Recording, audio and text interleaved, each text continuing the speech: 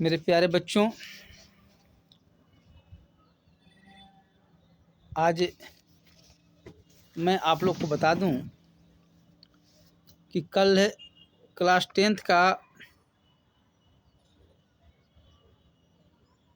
एक chapter respiration समाप्त हुआ था, ऑब्जेक्टिव क्वेश्चन।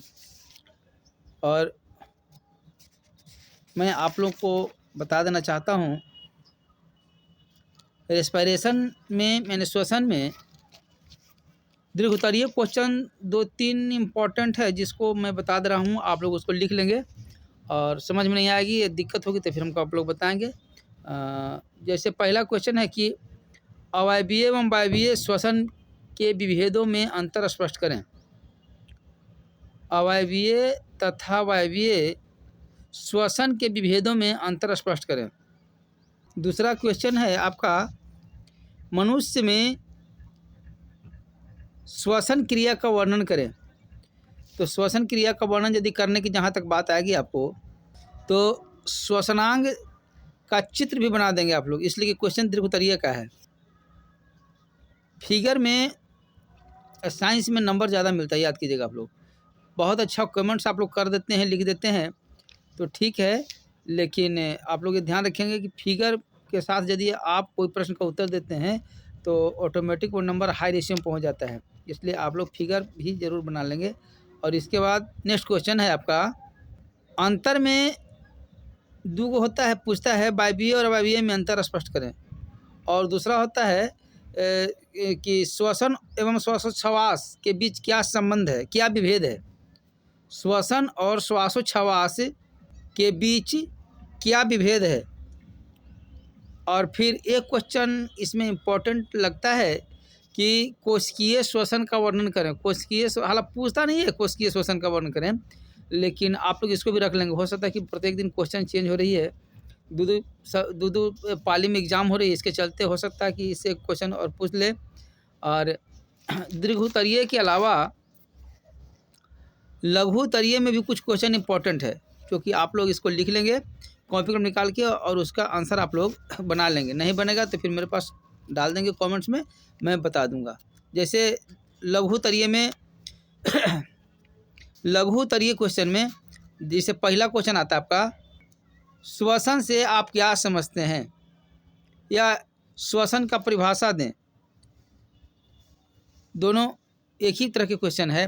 दूसरा क्वेश्चन इसका आता है, इंपॉर्टेंट मैं बता रहा हूँ। दूसरा क्वेश्चन आता है, श्वसन की प्रक्रिया को समीकरण के माध्यम से समझावें। श्वसन की प्रक्रिया को समीकरण के माध्यम से समझावें, तो ये भी आप बना सकते हैं। नेक्स्ट क्वेश्चन है, अभी तक के तो कोई परीक्षा में पूछा नहीं है, हम लोग पढ़ा देते हैं, हम लोग बोल देते हैं, लेकिन हो सकता है पूछ दे कि लगातार जब व्यक्ति दौड़ता है, लगातार जब व्यक्ति दौड़ता है तो उसके पेशियों में दर्द क्यों हो जाती है। लगातार व्यक्ति जब दौड़ता है तो उसके पेशियों में दर्द क्यों हो जाती है, ये भी क्वेश्चन पूछता है।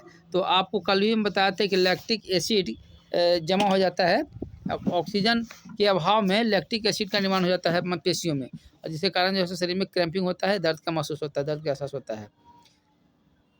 नेक्स्ट क्वेश्चन है, श्वासोच्छ्वास क्या है। श्वासोच्छ्वास क्या है, ये भी इम्पोर्टेंट है, परीक्षा में पूछ सकता है ये वाला, या आप इसको भी याद कर लेंगे।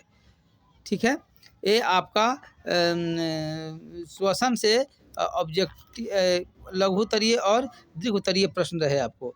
इन लघु उत्तरीय 2 से 4 लाइन से ज़्यादा में नहीं जाएगा, और अति लघु उत्तरीय जो प्रश्न होते हैं उसका 2 लाइन, 2.5 लाइन, 3 लाइन का हार्डली है।